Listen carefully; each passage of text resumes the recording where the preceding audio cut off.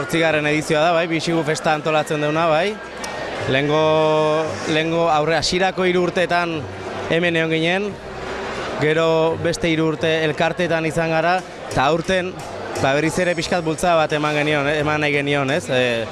Bixigu festa honeri, eta udalaren laguntzarekin berriro ateain geha, ez? Eta gero beste berrikuntza bat nahi genuna jarri, eta jarri deguna zizka-mizka boga izeneko txoko bat, ez?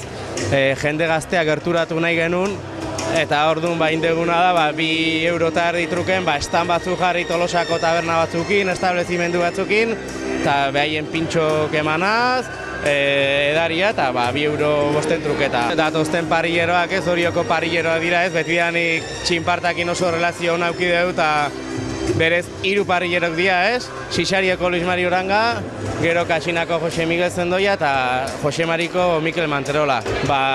Espero dugun jendea, 200 pertsona bat inguru, 250 inguru, uste nahiko politxa dela ez. Lehengo urten eta guain dela 2 urte elkarten egon da, eta guain honea pasatzea, uste erronka zala gutzako ez, elkartan zako, eta 200 pertsona, 250 uste gu pozik. Urrungo urten gehioa iristen geha, baina kontentu. Tolosaldean oso ohituta gaude eskualde mailan lan egiten, ez? Eta nik uste eskualde ezberdinen arteko lanketa ere importantea dela, ez?